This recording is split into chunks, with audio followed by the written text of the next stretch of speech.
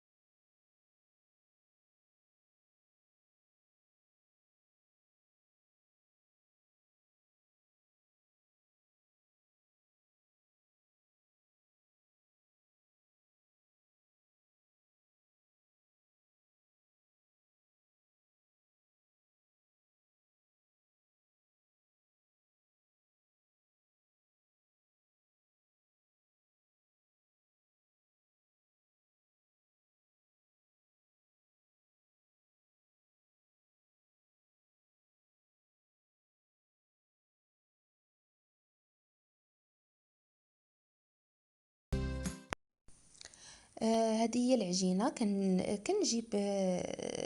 كنجيب شويه تاع الزيت النباتيه، وكنقطع باش زعما كنشكل هذوك لي باكيت ديال الفقاص. يعني كنحاول نشكله مزيان ونرد البال ما تكونش العجينه خاويه ليا من الوسط باش الفقاص ما يتشققش. يعني حيت ملي كنحربلو فحال هكايا يعني يقدر يتشقق، كيقدر يكون خاوي من شي جهه. يعني ردوا البال باش العجينه باش ما يتفرقعش لينا يعني في الفران. وصافي كنستمر على هذه الطريقه حتى كنكمل الكميه ديال اللي عندي ديال الفقاص او ديال العجين.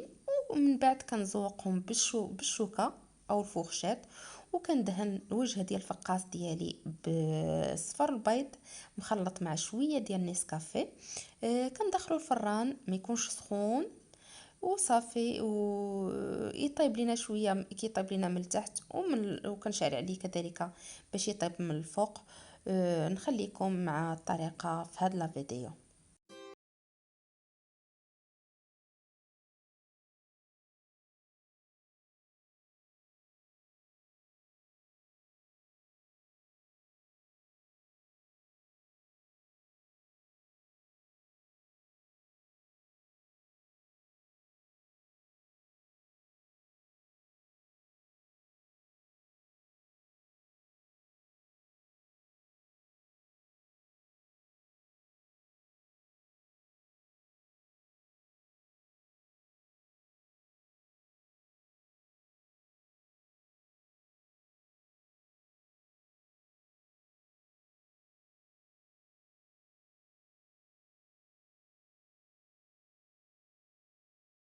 طابلين الفقاس كنجيب فوطه. يعني انا كنخليه يلا خرجته من الفران، نخليه غير يبرد واحد شويه، كنجيب فوطه كنسردها، كتكون الفوطه سارده، كندير فيها لي باكيت ديالي ديال الفقاس وصافي، وكنخليهم يبردوا. اللي كنتو زربانين عليه كنديروه في الثلاجه يبرد. سينو راه كنخليه ليله كامله، والغد اللي عاد كنقطعو. المهم هنايا نجيب يعني سكين يكون ماضي مزيان، يكون حاد، باش ما يتهرش ليا الفقاس. وصافي كنقطعو يعني الحجم اللي بغيتو. يعني هنايا انا غندي نديرو موين، يعني كاين اللي كيبغي الفقاس يكون كبير، وكاين اللي كيبغي يقطعو يعني على الشكل، يعني على يكون يعني صغير. المهم كنقطع الفقاس ديالي وكندخلو الفران يتحمر من الجهتين، ونتلاقاو باش نشوفو الشكل النهائي.